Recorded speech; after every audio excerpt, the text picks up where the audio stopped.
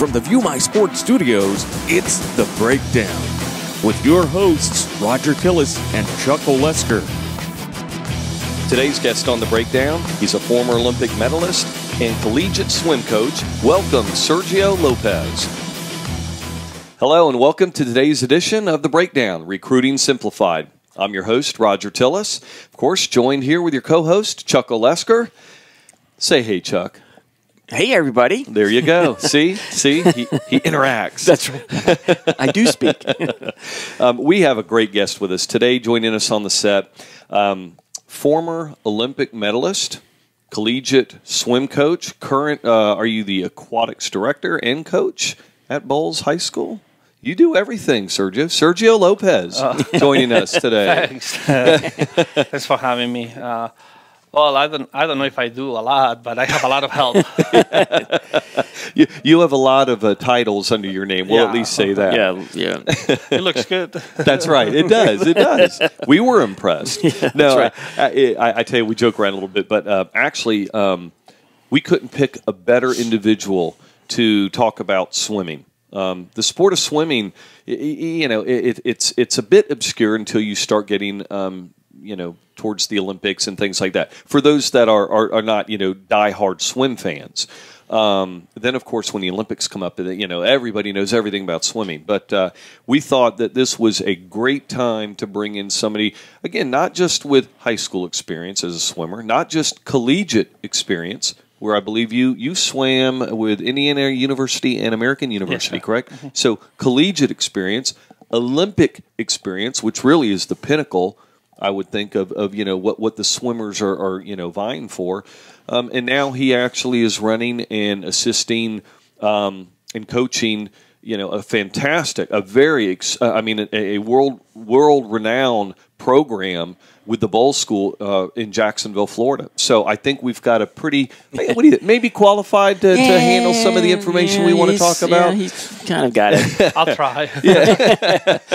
Well, we'll say this with anybody out there, whether you're a young swimmer, a high school swimmer, parent, even a high school coach, I would say that if you are really into swimming and if you're into looking at the collegiate level or whatever your next level is in the career of swimming, in the sport of swimming, then by gosh, you better tune in. And I don't mean just for a few minutes. This whole show is going to give you the information that will be helpful in one respect or another. We're not going to give you the magic pill. There is none. We've told you that in past shows. But we're going to share with you information that you need to know and want to know. How you act on it, that's up to you. We can only do so much. The old horse to water theory, right? Exactly. So, now, let's jump right into it. Let me ask you, Sergio, when you started swimming competitively, how old were you? I was 4 years old. 3 or 4 years old, swimming and starting to swim in little junior competitions? I don't remember. that I guess it is a little while ago. I don't remember my first competition. I know I started swimming when I was young, mainly because it was kind of a second home.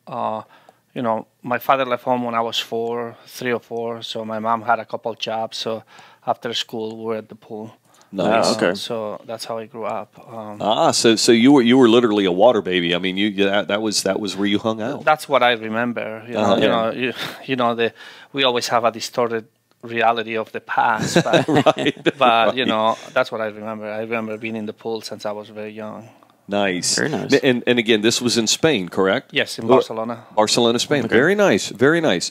And so when you swam in the Olympics, you swam for Spain, correct? Yes, sir. Uh-huh. Outstanding. And we're going to get into a few questions about that because that just I get giddy like a school child. I mean, I'm a big fan of any athlete that can achieve greatness. And to me, just making an Olympic, I tell you, swimming collegiately to me is exciting, but to be able to go to the Olympics, and I saw some of the pictures, and I was like, there he is. He's like in the pit. I mean, this is. I mean, it was outstanding. Yeah. So we're going to talk about that now. Let me ask you something, and this is sort of a twofold question.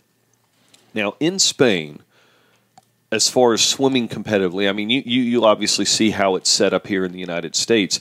Is it the same setup in Spain or more competitive as far as how clubs and associations and schools? I mean, what's the differences there? No, I don't think there's any country in the world as competitive as the United States. I think in Spain, we're very competitive, but growing up was a little bit different. I grew up in a dictatorship, and so we didn't have sports and at a high level.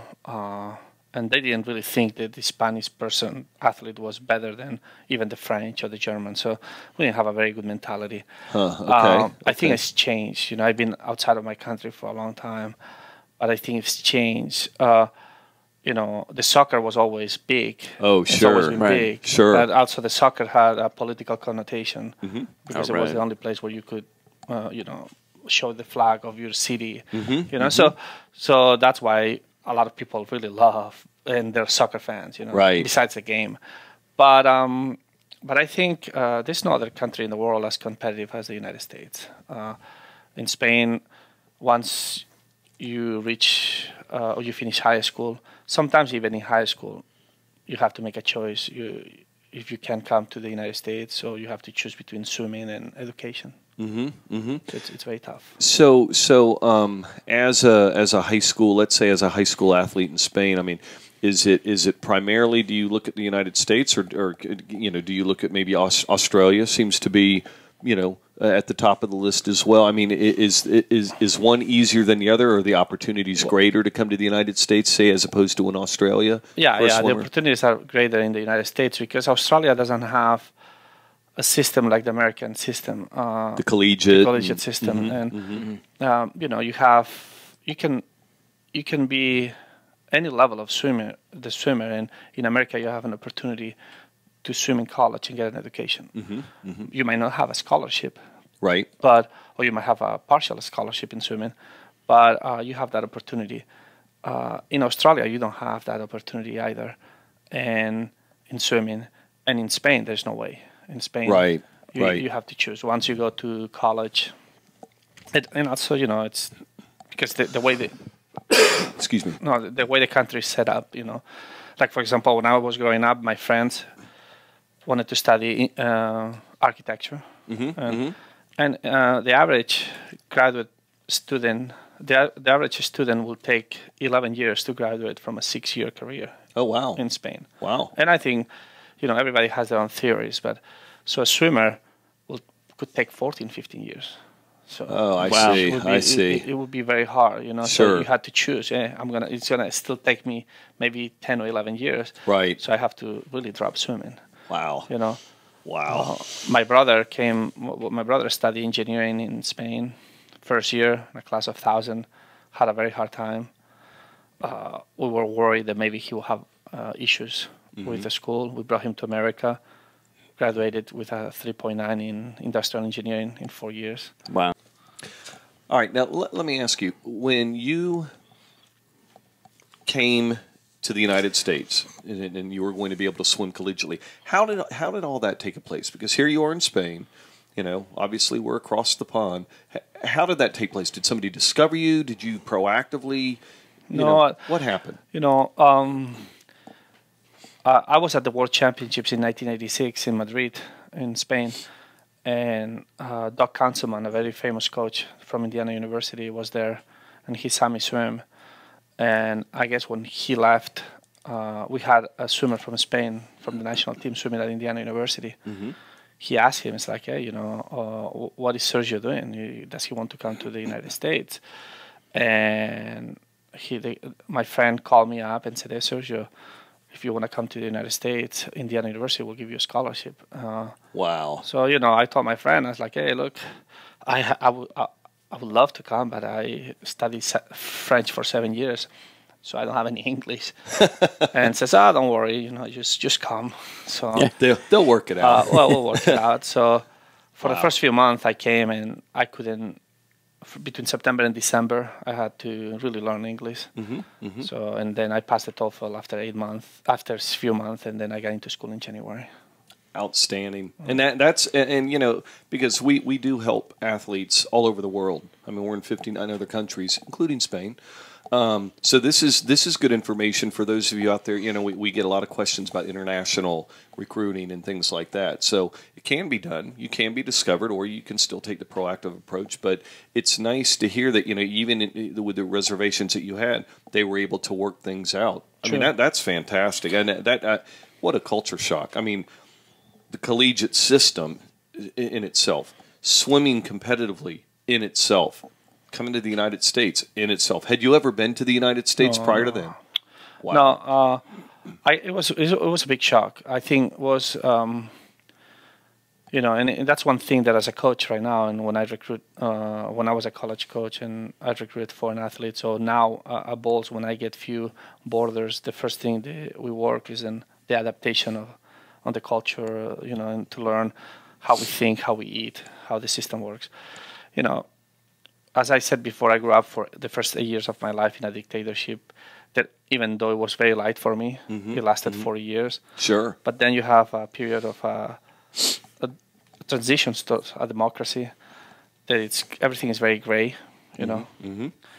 And then you come to America, where it's the country of the freedom. And I found myself coming from Barcelona, a big city, but I had a lot of freedom. You know, 19 years old, to Bloomington, Indiana.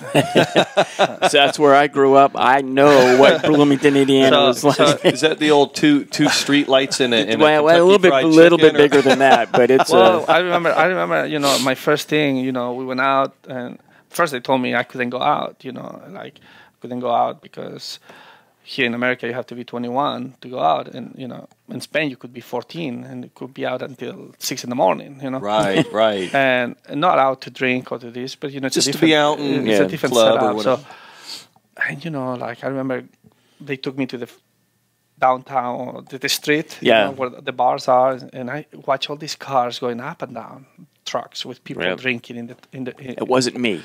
No, it wasn't me either. You were just observing. That's just observing. And I'm like, what are they doing? And it's like, well, they're cruising. Cruising. And I'm like, what? It's like, it's cold. It's like, it's cold. It's like, how can you have fun cruising? Like, but so it was a big shock. Why? Yeah, I was going to say just one of those things alone would be a shock. But the fact that you were able to overcome, you were able to adapt, right? And you got to go to the Olympics and swim. That's still this. I'm so excited. I had an interesting life. Now, okay, so you're here. You've adapted. You're a collegiate swimmer. I mean, at what point were you thinking the Olympics? Well, before I came to America, I wasn't a very good swimmer growing up. So that's, I think, you know, I love the sport, and I love working hard because it was my home. You know, swimming, it's something more than just now a job, or, you know, it represents my life. You know, I know many people will think, well, academics and this and that.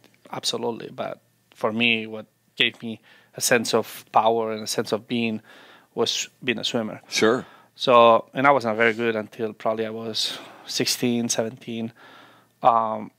So when I came to the United States, I was already 9th in the world. Oh, wow. So I was ranked pretty high, and I knew I had a chance to do something in the Olympics. So, you know, and actually after a few months here, I really had to go back to Spain to train for the Olympics because everything was very confusing. Sure. And I didn't want to risk the chance that I had, so I went to the Olympics, and then I got bronze in the Olympics, and then I came back and, you know, to finish my education. But you know, the experience that I had here, it's unbelievable. It's like I grew as an athlete, as a person. I learned how to be competitive. I was just going to say you got the different tastes and levels of competition that a lot of people don't get to experience. No, and the NCAA level, I don't know other sports. You know, well, if I see basketball and football, it's unbelievable. And swimming, the NCAA meet and the conference meets. The NCAA meet is the fastest meet in the world. It's faster than the Olympic Games. Wow. And we have so much talent that, you know, goes out to the Olympics from there. And you know, and you have nowadays, you have so many international people too that it's really fast. And I think the fascinating thing about America and the universities is that, you know, if somebody loves to be a gator, they're going to go and fight for that no matter what. And, Sure.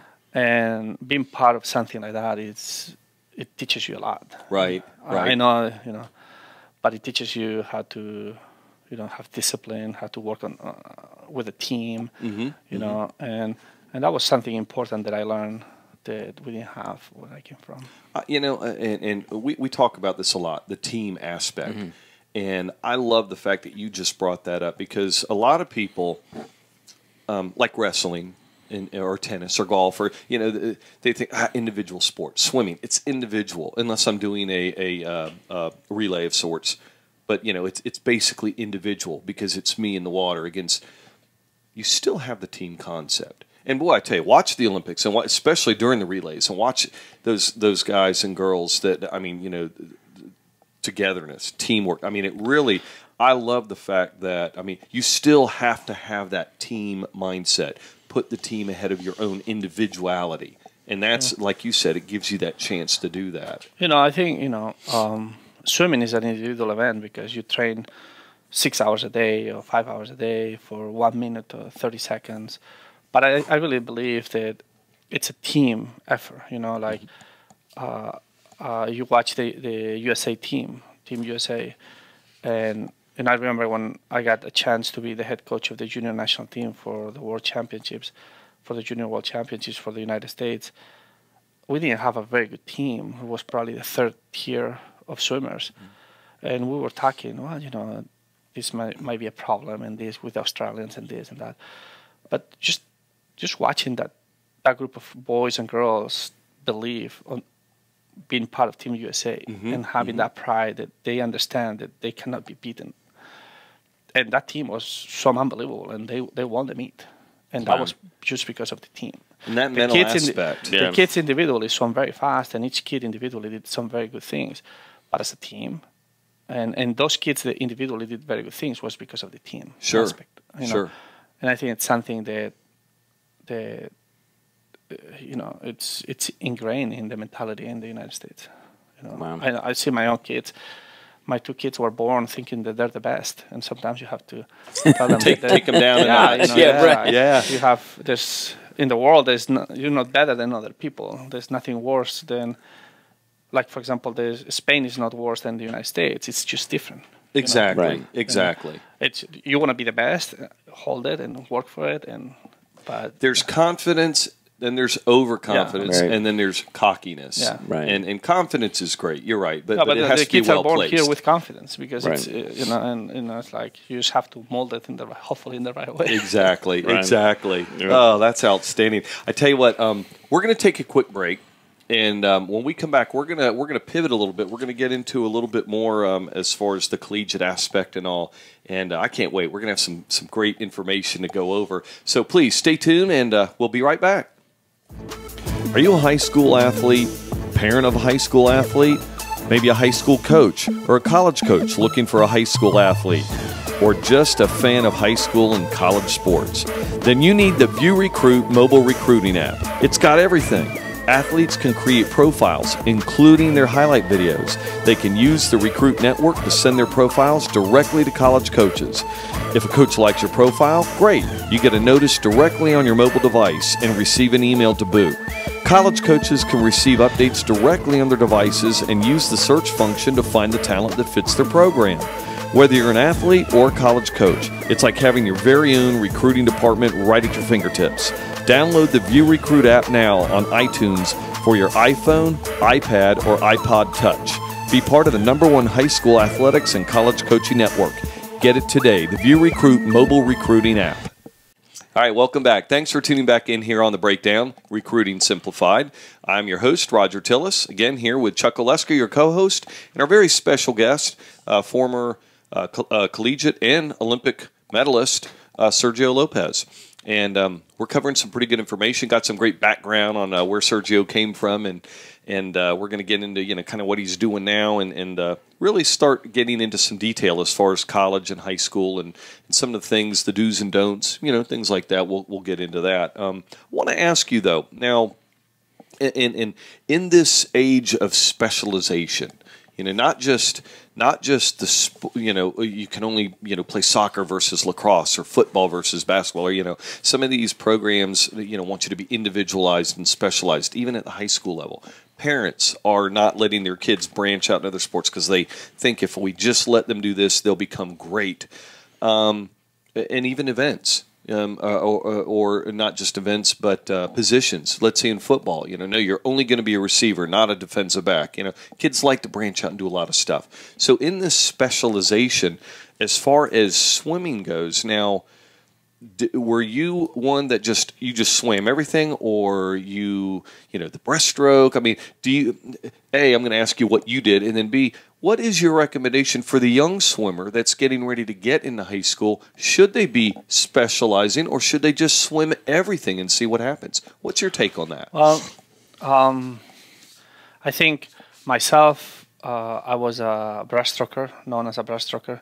But I was lucky enough that as I was developing, I was ranked in top 20 in the world in the freestyle, 200, 400 freestyle, in the butterfly, 200 fly. Oh, wow. In the 200 and 400 IM. I even was an All-American in the 500 freestyle. Wow. So I was lucky enough to have a coaching background from the coaches that I had believe in developing a complete swimmer. Now at the international level, we specialized in one event at that time, and that's what I did. I wasn't a very big guy, so anything below the 200, I had a hard time. I see. Racing at a high level. But now as a coach, I think it's very important for us to develop the best package possible for every school. So the kids will have a specialization or like one of the main strokes, but we have to develop the other three. I see. And just because you want to be as versatile as possible for a college coach, Okay, and that's what I was going to ask you. Is that appealing to a college coach? Absolutely. The more events, the more types of swimming they can do, the better. Like it's hard to say, because the distance swimmers are kind of overlooked. Because you get a good sprinter, they can swim the 50 free, 100 free, sometimes even the 200 free in yards because you can fake it. You can swim the 100 fly. Right. You can swim five relays, the 200 medley relay, 200 free relay, the 400 free relay, the 400 medley relay. Right there, you have a lot of points. So Sure. when I have to do it's a business, if I have 3 scholarships and I have to bring 7 kids, I'm gonna give a bigger percentage to the person that can bring me more points. Do more, sure, sure. So, and sometimes you'll take a risk and say, okay, maybe this swimmer right now is not mature enough, and I have a swimmer that can do 7 events and a swimmer that can do only 4, but you see more talent in this one. You might give more money to this one because you can develop because you them. You can feel something, you know the background, and you can understand. But there are so many athletes out there. The first thing you do, you look at the statistics, and then you try to go and watch them. It's so hard to watch everybody. Right, right.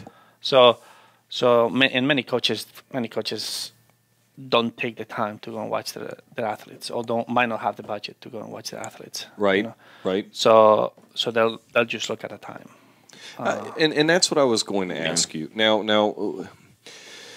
some sports are a little more subjective. You have to look at, highlight film and things like that. Now, I know that there's certain mechanics, but and again, for our audience out there, when you're looking at from a collegiate coach standpoint, are you simply going, okay, here's the fastest 100, this is our recruiting list. Who are we going to go after? You know what I mean? I mean, is it broken down for the most part that simple, or are there other things?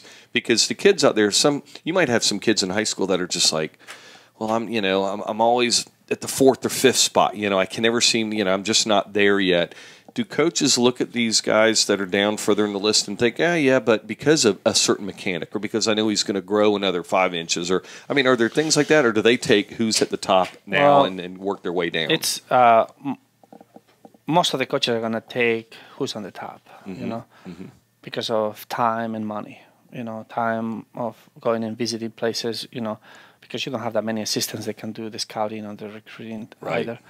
Or also, with the money, you might have a very small recruiting budget, Sure, or no recruiting budget. So you might, you might sleep in your car sometimes when you were recruiting, or you might sleep at Motel 6. I was a member of Motel 6 for many years.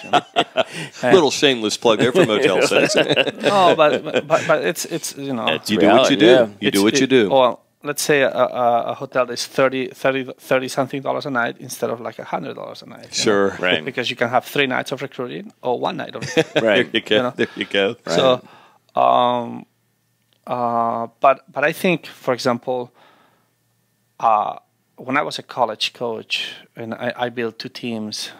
And you coached where at Northwestern University. Okay. And okay. then I coach at West Virginia. West University. Virginia. That's what I thought. Okay. And, okay.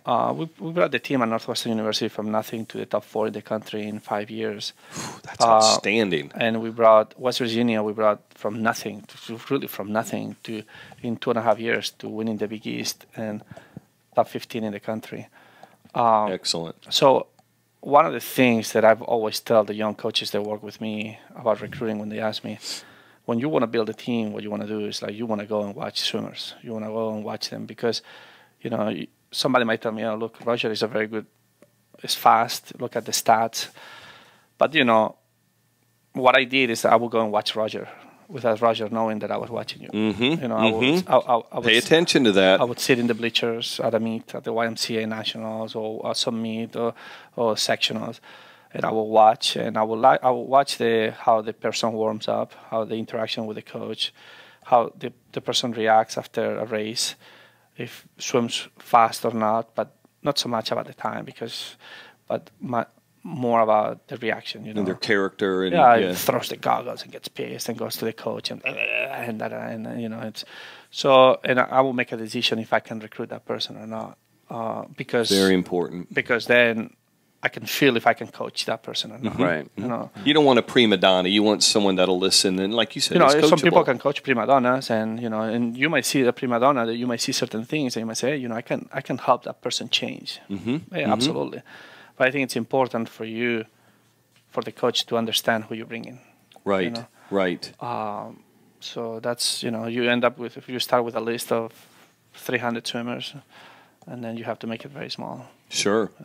Well, and the thing is, not everybody's going to get the top 5. I mean, the top 5 will go to wherever they go, and then you start with the next 5, and then the next 5, and then pretty soon, number 200 is getting a scholarship at a lower, school. I mean, they can't all go. But what I always tell my swimmers or athletes is, the recruiting process is not about the coach recruiting you. They're wrong. It's not about the college teams recruiting you. It's about you recruiting the college teams. Yep. There you go. Yeah, it's like I tell the parents, this is the first job that you're gonna do, that you're gonna be hunting for a job. This is the first time that you're gonna be hunting for a job, and it's about, like for example, if you call me and say, Sergio, I love West Virginia. My parents went to West Virginia, and blah blah blah. Here are my stats. These are my times, and I see it. It's like, maybe you barely would make the team. Sure. My response will be, and has always been, you know what, Jimmy? Why you don't keep me updated? Just keep me posted, and and tell me how school goes, how this goes. I won't be able to call you because I cannot recruit you. Right. Because this and that, and then because if I give you a spot in the team and you get any money, it's going to count against my money. All these things. Sure. And then Jimmy will email me once a week or once every 2 weeks or sometimes even more. And then you realize that person really wants to be part of that. Right. You can read that person is going to be there's a passion there. Yeah, right. and that's how you build teams, So I know that if I have an opening, Jimmy's going to get that opening. Because outstanding. Because I know Jimmy's going to help me bring other people. Well, he's going to be infectious. Right. That positive attitude.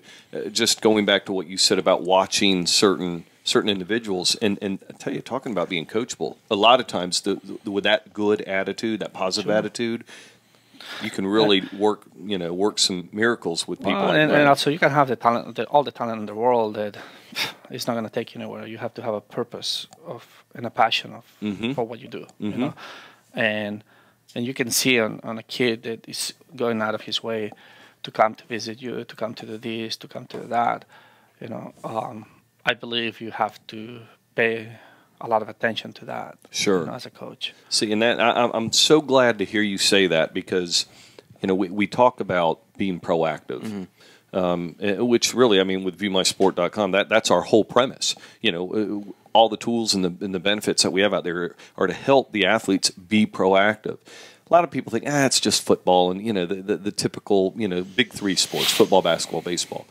I don't care if you're a swimmer, a tennis player, a golfer, a field hockey player, a fencer, whatever the case may be.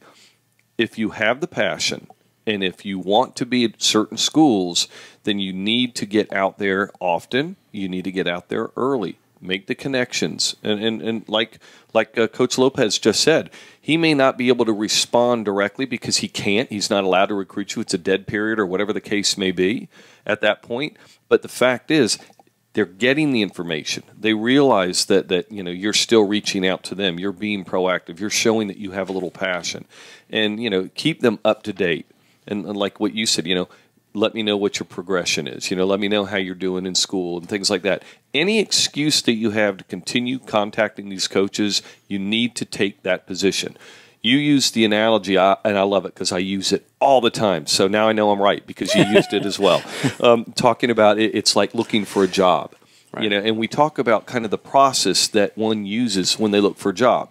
You first identify where you'd like to be, where your chances of success are. You go in and meet the person, or you at least fill out the application. It doesn't stop there. You then follow up with a phone call and another phone call, and you try to stand out from everybody else because you want that job. It is the identical same process for recruiting. And the coaches don't want to talk to the parents. They don't want to talk to paid scouts and representatives and people like that because they know that they're just doing it because they're getting paid. They want to talk to you, the athlete. They want to see what your character is, how you govern yourself. And what Coach Lopez just said, it's not just about your craft in the sport. It's how you conduct yourself on the sideline, or like he said, interacting with the coaches. Are you out there rooting on the rest of your team, or do you just go put on the earbuds and go, hole up in a corner somewhere? I mean, all those things are so bloody important. And if you think that, I'm better than that, or I'm beyond that, well, then you're probably not going to be at the collegiate level competing. That's for sure. So, I'll tell you what, we're going to take another quick break. We're going to regroup, and when we come back, we're going to break it down just a little further more, and hopefully we'll, again, share some tips, a few bits of information with you, and we're just going to have some fun. This is great. I'm learning a lot. I think we learn a lot every time we have one of these shows. So, anyway, stay tuned. We'll be right back. Hi there, this is Roger Tillis. And Chuck Olesker from the BreakDown and ViewMySport.com. Athletes Helping Everyone Reach Out Against Bullying was founded with the purpose of bringing awareness to and educating our youth about the lifelong effects of bullying and how they can prevent it. Be a Hero Against Bullying is not about religion. It's not about politics. It's not about money. It's about compassion. It's about caring. It's about being a friend. As an athlete, you carry a lot of influence among your peers. They admire and look up to you. A gesture as simple as inviting a target to sit down with you during lunch or walking into the next class can save lives. Student athletes are making their schools a safer place and saving lives just by being a friend. Learn more about this anti-bullying campaign by visiting www.beaheroagainstbullying.org or visiting us on Facebook. Thank you. All right, and we're back. Hey, thanks for joining us.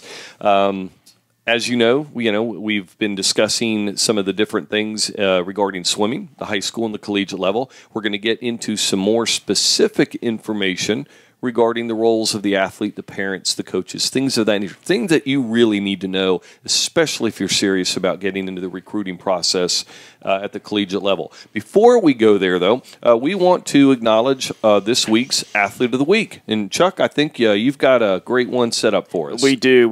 This is, again, always an honor to present an athlete such of the caliber that we have this weekend. Kaylee Hilliard, class of 2016, and she attends Woodrow Wilson High School in Berkeley, West Virginia, which, for you geography nuts, is about 60 miles south of Charleston, right down Interstate 77.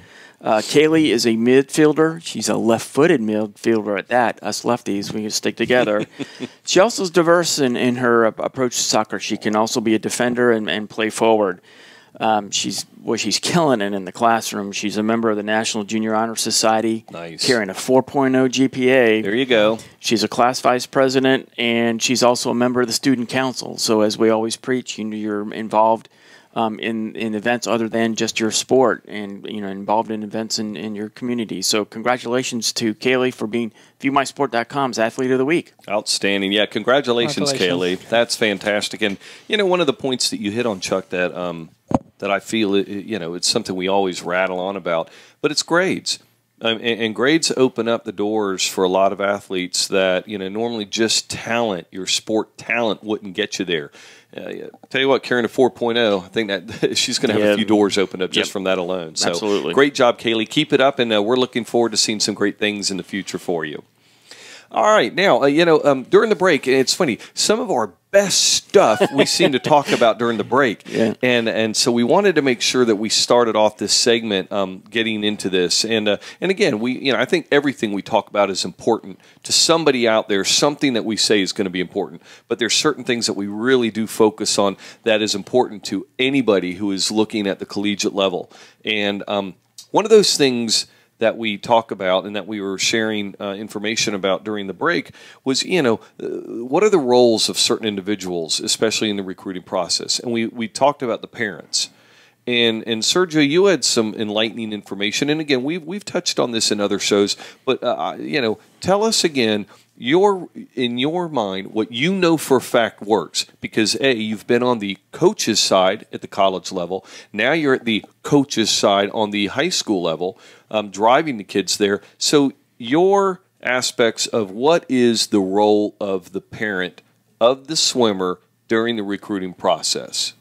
I think the parents need to sit down with the kid and make an understanding that the process is about the kid.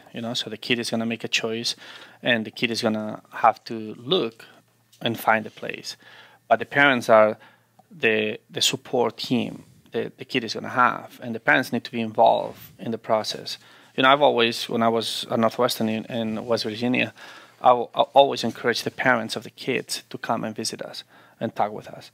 I think, as a parent, you're entrusting the kid your most precious, your valuable thing, your most precious thing to a stranger. He might look very good on the internet, or right. but he's a stranger. So I think the parents need to pick up the phone, call the coach. Once the kid has set up maybe a recruiting visit, so has set up a relationship with that coach, and get to know that person, the character of that person. Ask the questions of what's going to happen if his aunt dies and he's depressed because they're very close and she's very sick, and how do you take care of situations like that? What's going to happen if he gets injured? If it's an injury for life, how you take care of that? Sure. And always don't ask questions like, "Oh, you need to give a scholarship to my son, because if not, he's not going to come." But you just get to know the person, the coach, and so then when time is for the kid to make the decision, you can make an educated opinion and say, Jimmy, you want to go to this school. We talked many times with the coach, and we don't think his character is very good. We don't think that he's not consistent with what he tells us. We just want to tell you that, and you need to think about that. Sure. Oh, Jimmy, wow, you make the right choice, because we talk with the coach, and he seems to be on top of everything, and he seems the right fit. Consistent in his answers. What he tells you, he tells us too. And absolutely, because as I told you before, I don't want to sound cocky, but I know that if you open the door for me to come to your home, I'm going to make you believe. Not make you believe. I'm going to make you feel that I'm the best thing for your kid. I was going to say, you've got the salesman hat on. Yeah, absolutely. That's right. Well, that's your job. Well, no, and job, besides that, I have a passion for it, and and I believe it. But, and I'm not saying that I'm special or different. But there's many people that don't. Right. Right. So you got to be careful where you go. Sure. And, don't get infatuated by the money, and don't get infatuated by the name. Or the facility itself.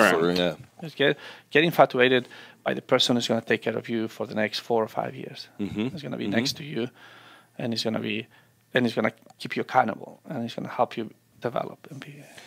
And not just as a person or as an athlete, but as a student. Sure. I mean that's I think where a lot of individuals lose sight. You got to like the college aspect. Not just the sport, not just the facilities, but the social aspects, the classroom.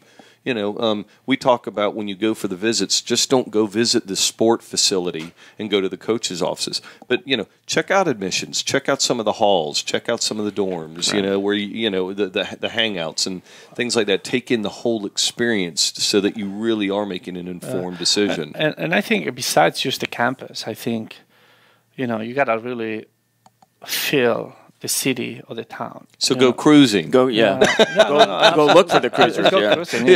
Hey, I grew up in a city of 2 million people, cruising in a city of 2 million people. They call that a traffic jam. That's right. With my motorcycle and doing this and doing that, but I know when I go in Barcelona, I feel so good. It's my place. And I remember when I went to my interview at Northwestern, they said, okay, for the coaching job, we're going to come and pick you up from the hotel to the interview. I said, no, let me walk. So I walk, and before I got to the interview place, I called my wife and said, I'm going to get this job. We need to live here. You liked it? Yeah, Evanston was such a beautiful place to live. And plus the school, plus this, plus that. And, and then another time they offered me a job, SEC school offered me a co-head coaching job without even interviewing. And I asked them, I need to come and visit the school. And once I set foot after the airport and this, I knew I couldn't be there.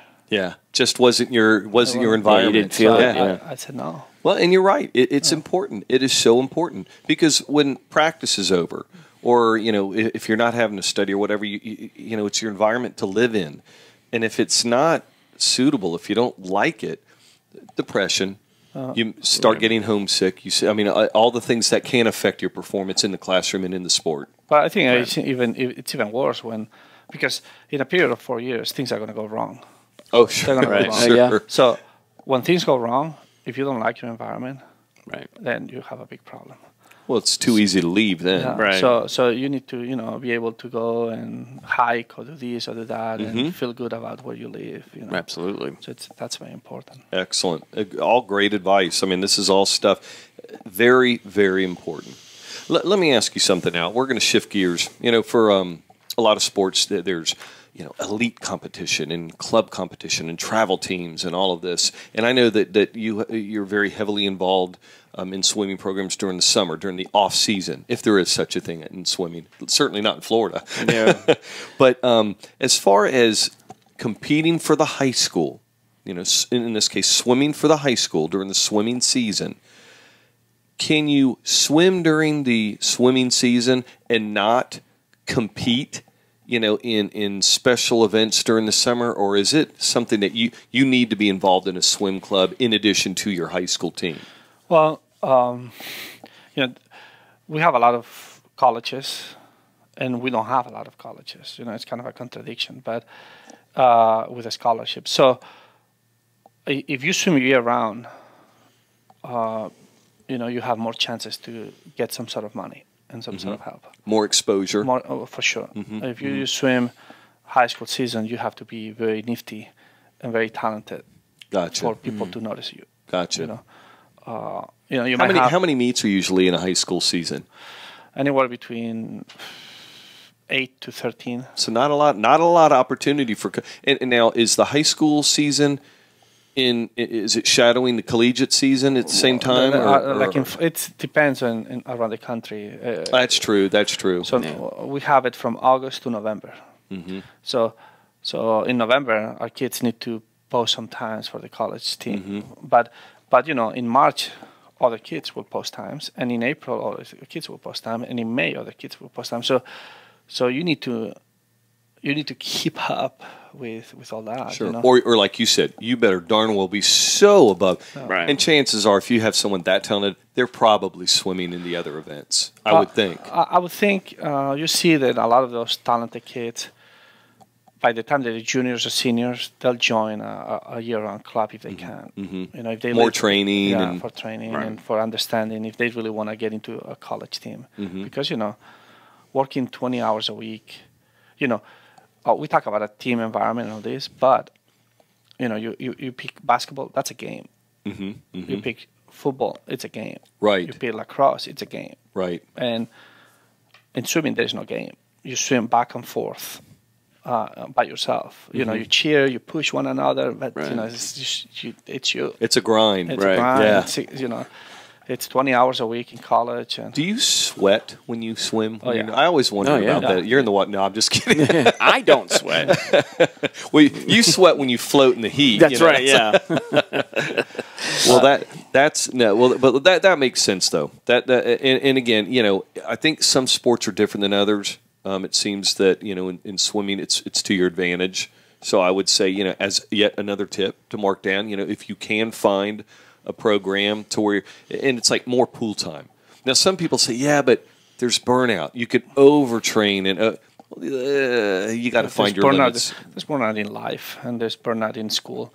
You tell me, like if you're a swimmer, if you've been swimming since you were a little kid, and now you're 14, there are more chances that you like more swimming than you like school. Oh, yeah, I would think. Well, how many people keep going with the school no matter what? Because you have to have an education. Doesn't matter how burnout you are. Right, right. I think burnout is kind of like an excuse to get out. To quit. To quit. Yeah, right. It has become a habit. You don't know how to get out of the habit. Instead of saying, okay, I'm done. This is it. I got to here. I'm very happy. I'm proud of what I've done. I'm going to move on. And I started like dragging yourself around and, I think, It's depressing and like, burnout. It's more dramatic. Yeah, and like you said, it's an easy way out. Right. Okay, good. Well, then, again, for any of you out there, find your club teams out there. Find where, and don't just grab the first one you come across. If you have options, investigate them. Almost like you'd investigate a college. I mean, talk to the coaches, find out the program, talk to some of the other parents, talk to some of the swimmers. I mean, again, you're entrusting your child's time and their hopeful future success. You don't want them to be in a program that's just babysitting them during a period of time. You want them to get something out of it. So, and I'll say this: if you're in the North Florida region, this guy's program is outstanding, absolutely outstanding, world class. And I don't feel like I'm tripping over myself to say that. I think you guys you've had Olympians come from your program. You've got some kids that are pretty darn good at the high school level. So you guys really, you've done it right. Again, you're not going to get out of here. Your head's going to be this big. No, but like you said, I think one of the things that it's important, if you find whatever sport you are, if you want to go to college, find the right place, at least for high school to train, For us, we've put 126 kids in college in the last 6 years. Not bad. Between you can talk between Ivy Leagues like UPenn, Yale, Dartmouth, Princeton. Outstanding. To schools like Texas, Auburn, Berkeley, Stanford, Indiana. Yeah. Now we have, all the college coaches from Alabama, Texas, all these college coaches, they come to our pool to watch our practice, So we are very lucky that we're very privileged in that sense, because they know that the tradition the Bulls has, and just in that name alone, it attracts. Yeah. So we're very lucky. We're very blessed. That is outstanding. I mean that, and that's something that again. I mean anybody in this area. I mean. The results speak for themselves. Now, I'm not saying that that's the only way you get somewhere, but if you have that option, that's something that you should look up. Now, let me ask you this. And again, I talk about other sports because we deal in so many other sports. But for some sports, there's certain events that you kind of target. In swimming, are there certain events that as a high school swimmer you say, okay, yeah, we're competing in the high school level, but I want to make sure that I get to XYZ nationals or the HTH relays or what are these special events that someone and maybe for our audience that they should be writing this down. These are the events that I really want to try to get myself to. Absolutely. You have, if you're in a YMCA team, you have YMCA Nationals. YMCA Nationals, okay. They're either in April or in July. And those are big because a lot of college coaches go and watch them. Is that a pay to register to enter, or do you have to qualify to have a certain time to be in? You have to qualify and have certain time. And how do you qualify? Just anywhere and show your time? Or? Well, no, you have to be part of a YMCA team. Gotcha. Okay. And train with that team, or train somewhere and go unattached.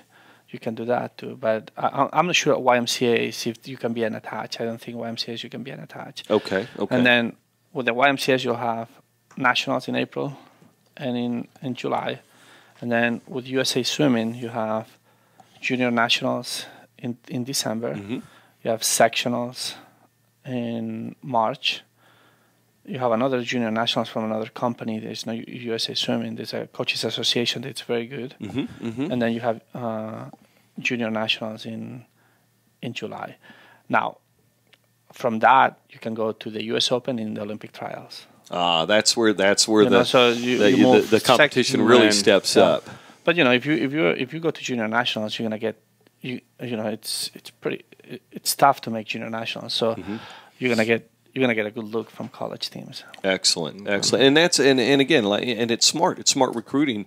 The coaches go where they can get the biggest bang for the buck. Sure. They want to see as many swimmers in one trip, so they're not having to stay at the Motel 6 too many nights.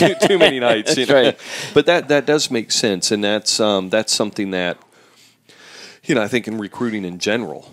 You try to go where there's the biggest bang for the buck. We talk about camps and things like this. Now, in swimming, do colleges have swim camps? Yeah, I think it's important.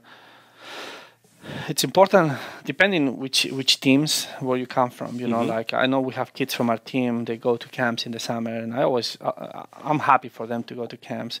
I think once they are juniors and seniors, they choose not to go. But I think it's important when you go to a college camp in the summer. You get to interact with the coaches. You get to see how they really are. You get to see, when I was at Northwestern or West Virginia was only 3 years, but at Northwestern, you could see kids that came every year, and you have a relationship with them because they're good kids and this and that. That doesn't mean they're going to swim for you, but it's a start. Yeah, right. But, and you get to know them, and then, so I think it's important. I think. And more when you're a freshman and a sophomore, or even an 8th grader. Sometimes go to some places like that for a week or 2 weeks. I think it's good if you really think that you're going to go to a school like that. Do they have different let's say the first few weeks of the camp they're for everybody. Do any of the colleges have maybe a specific a senior level camp where they're really looking at serious competition, or is it just not? Well, I think what they do is they might have 1 or 2 weeks of stroke technique and starts and turns, and then 1 or 2 weeks of training camps. Where, but they cannot really. I don't remember the NCAA rules. I've been 7 years out, but I don't think that you can probably target certain type of swimmers. It has to be a general camp. Gotcha. I know, in certain basketball and certain ones, it'll just be a higher level. We're not doing basics, this camp happens to be for kids who already know that kind of thing. That's why you have some camps of their technique. Many people, you have 8 and unders or 12 and unders. Right. And then you have camps. The requirement will be that at least you can do these times or this and that. Gotcha. Excellent. And something to add too, for those of you out there, when you go to these camps, go a day or two early, or plan on sticking around a couple of days after the fact and turn it into an unofficial visit. You're already there. Look around the campus, check out some of the facilities, the halls and whatnot. See if it's a school that might be attractive to you from a collegiate standpoint. Again, get the biggest bang for your dollar while you're there. Maybe you turn it into a little vacation if it's a neat little area. Stick around, but try to get that time in and take a look, because that might be the only time you get to go to that campus to look around. So don't make your judgment just off of the swimming pool or the cafeteria. So, all right, tell you what, we're going to take a quick break. This has been flying, man. And we're covering a lot of good information. A lot of people say, but it's basics, and you tell me how to get in there. That's not what we're here for. That's not going to happen. There is, again, no special spell that we're going to cast that's going to put you above everybody else. We're giving you the basic tools so that you know how to go about your business from a recruiting perspective. Now, if you have specifics, if you need details to your situation, as we always say, go to viewmysport.com to the homepage, click on Contact Us, and send over your situation, send over your questions. Myself, Chuck, or Coach Lopez, or any one of our 40-plus advisors for all the different sports that we have all over the world. I think between that crew, we're going to get you the right answer. So we're just trying to make sure that you get the real information. We're not here to blow smoke. We're not here to muddy the water so that you'll pay us to lead you through it. We're here to educate you and share real life information so you know how to govern yourself. So, all right, once again, I'm on my soapbox. I like to make sure everybody understands where we're at. Tune back in. We'll be right back. We're just going to take a real quick break. Thanks. At Marsh & McLennan Agency, we understand the property and casualty market. We use our technical expertise and utilize a consultative approach to design a risk management program that's just right for you. Some of the many products and services Marsh & McLennan Agency can provide in the areas of property and casualty insurance market include general commercial liability tailored to specific industries, directors and officers, errors and omissions, and other professional liability, workers' compensation, self-insurance plans, construction, fidelity and surety bonds, wholesale, surplus lines, and specialty products, personal lines including homeowners, automobile, and umbrella policies. Let Marsh & McLennan Agency help you identify, plan for, and respond to critical business issues and risks. For more information, call Marsh & McLennan Agency today at 888-292-9806. That's 888-292-9806. All right, and we're back. Hey, thanks for tuning in on this final segment of today's edition of The Breakdown, Recruiting Simplified, at least as simplified as we can make it anyway. We do our best. So, as usual, during the break, we get into some good information. And, we always try to wrap our shows up with kind of those final little nuggets of wisdom, as we like to call it. And we have some good points for this is something that not just the athlete, but also for the parent. And then in general, the general scheme, some things that you need to know about. Now, first of all, again,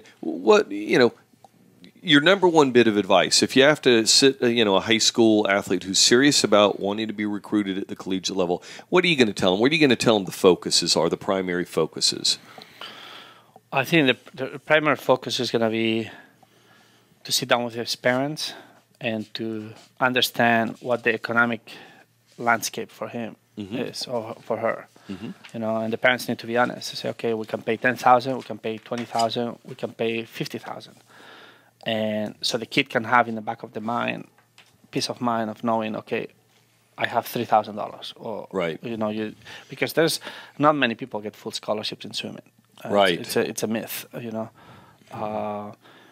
the men's side you have 9.9, and in the women's side you have 14.0, and that's for 4 years, not every year, for 4 years. So, Oh, wow. So, Okay. you know, sometimes as a coach, you know, I know when I was at West Virginia, I had 5 for 4 years. So 1 year I have 3, 1 year I have 0.75, 1 year I have 0.63, another year I have 4.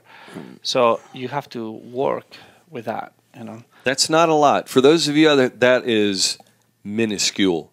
Absolutely. I mean, don't be enamored like, oh, it's like football and basketball and all these other, you know, high revenue sports. Yeah. Not at all. And parents, I found parents that come up to me and say, well, if you don't give a full scholarship to my kid, it's not coming to your school. It's like, well, I don't have a full scholarship. Well, then it's not coming.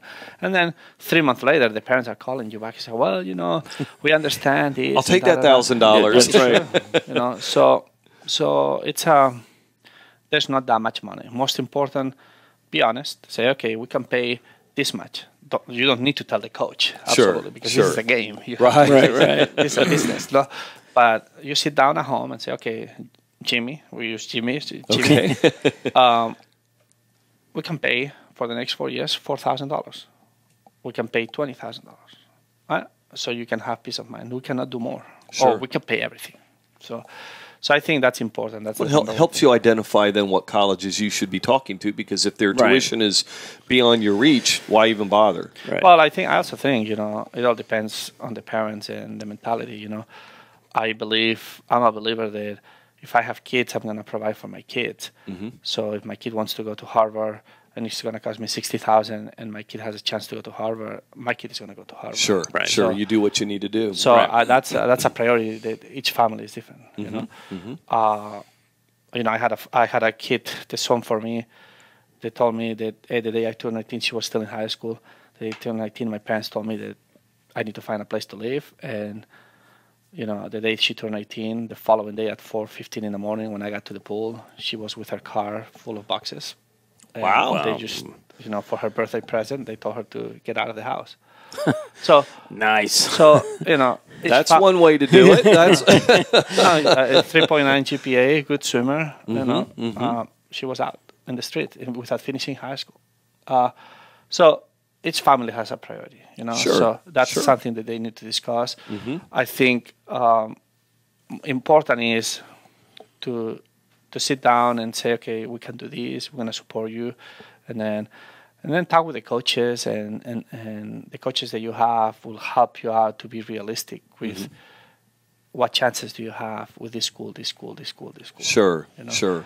I think it's important. You can come up to the coach and say, okay, these are the 10 schools because of the place that I want to live. You know, I love this type of area. These are because they have the majors that I want to study, and this because the swim team is the swim team that I want. And you know, and should they be also including the guidance counselor as part of the team to make sure that they're looking at from academics and things like that? Because not all coaches are as well versed as yourself. Sure. So maybe they should consider doing that. Absolutely. Like for me, it's like before I came here, I came from a meeting with our counselors. So we work with them. Excellent. But and they do, you know, they send the transcripts, they do this, and they help us out. But they also, with the athletes and more with the swimmers, they're really looking for our advice to what do we think, you know, because they might think, okay, Jimmy with a 3.0 GPA and 1100 SAT is not going to get into this school. But I can come up and say, don't worry, just wait, let's do this process, and they get into that school, Sure, you know, sure. Because you know the system. Right, right. You know the little avenues you know to, how the admissions work, or you know this guy, or you know that, and you know you can wait and you can do this, you know. Sure. So we're lucky in that sense because of the experience we had as college coaches. Excellent team concept, though. You've got you know several people in your corner helping you get through that process. So I think that's important. I think important is swimming is not a full scholarship sport like football, and parents and kids need to understand that many coaches work with very small budget, you know, and you need to make the team with sometimes almost no money.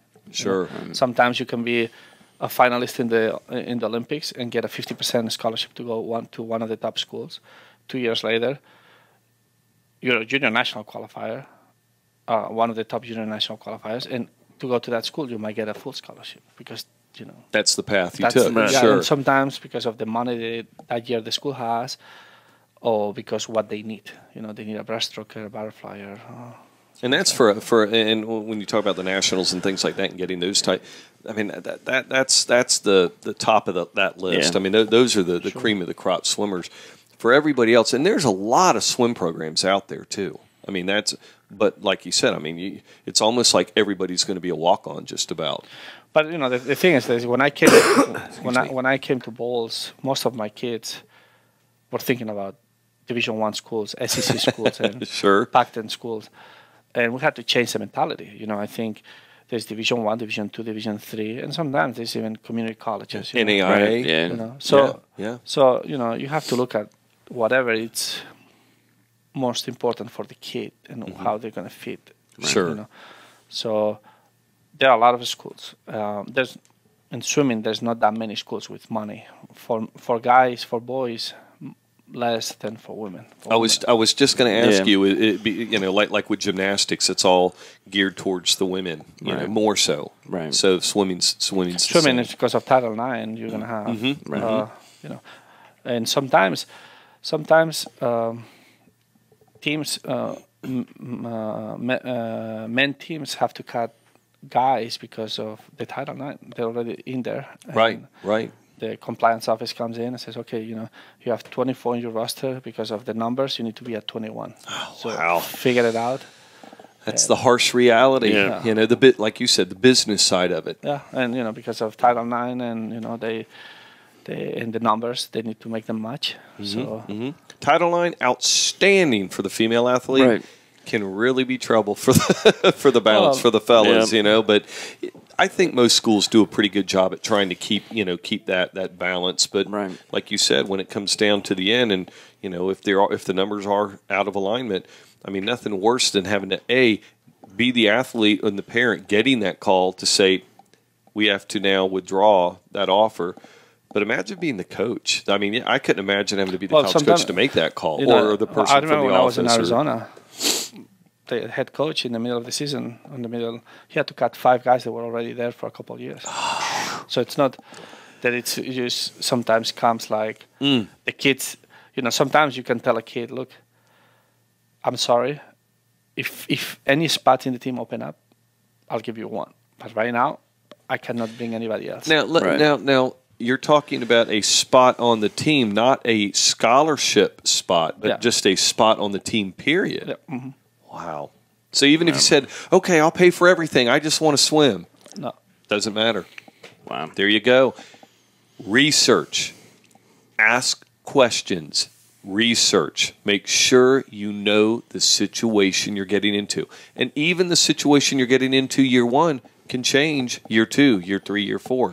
So you better be well versed on what's going on and stay educated on that. And I think another thing that we talked about before in the break is about academic scholarships. You know, Yes. academic scholarships. You know, some schools, depending on the region or the state, they'll have easier standards for you to get an academic scholarship. You know? And but the NCAA has a pretty hard standard. Right. Sure. You know, so you know many coaches find themselves. You know, now in September, many college coaches that after the compliance picks up all the paper and everything, that they're over budget. They're like, instead of 14 scholarships, now they have 14.5 because there's 2 or 3 kids that they had academic scholarships that they didn't mention. Right. Right. Yeah, there were academic scholarships, 3.0 and 1100 SATs, but the NCAA requires a 3.5 and a 1250 SAT in order for that money not to count. Against the sports program, sports right? So sometimes as a coach, you have to make the call and say, look, you have to drop $3,000, you have to drop $5,000. And that can make all the difference in the world between going and not going. Right. So when you start looking at academic scholarships, make sure that you talk with the coaches from that team and that you understand the NCAA rules of if you're going to be able to hold on that money or not. Sure. Well, that's where educating yourself on, the NCAA Eligibility Center, they do a great job with a lot of the requirements and information. Talk to the admissions office because, again, there are some variances, Division I, II, III, NAIA, JUCO, etc. It's a process. You got to have patience. You can have passion and talent and all that, but by gosh, you got to have the education and the ability to do the research. Parents, help the kids. Yeah. I think if I was a parent and I had a situation like that, I call the compliance office of the school. There you go. I call the compliance office because they'll have the answer. And they're, I was quite pleasantly surprised. I mean, I know obviously we deal with the compliance departments at schools all the time, verifying information. It is amazing how acceptive they are to phone calls. I mean, they will talk to you. They'll email you. I've never had a bad one, and that's at big schools. Yeah, and one of the things about compliance is that it's more important for them that you ask. And if you make a mistake, but at least you ask. So they're open. They need to be open for you to ask. Sure. And to help you. Sure. Because they're the ones with the answers. Because the rules are here, but there's always a gray area. Right. They're the ones that define that. Interpretation of that. Right. So excellent. Well, I tell you, that is outstanding. And again, we really appreciate you being here today, sharing the information. Yeah. If any of you out there, again, have special questions, if you have questions directly for Coach Lopez, please send them over. We'll get that information right to him, and we'll make sure that we get responses to you. We like to think that we've got most of the information that you're going to need on our website, but if we're missing something, or again, if it's unique to your particular situation, please send it over. We'll be more than happy to help. The help doesn't stop here. We're 24/7, 365. I don't care where in the world you are. We're here to help you and answer questions and, again, give you the tools to proactively get out in front of the coaches and not just do it, but do it the right way. And that's what we're here for. So please use us as a resource. That's why we do what we do. So, exactly. All right. Well, from myself, from Chuck, from Coach Lopez here, thank you again for tuning in to this fantastic edition of the Breakdown, Recruiting Simplified. Just remember, while you're grinding it out in the classroom, while you're grinding it out in the community, certainly grinding it out in the pool or whatever your sport may be, remember to enjoy the ride.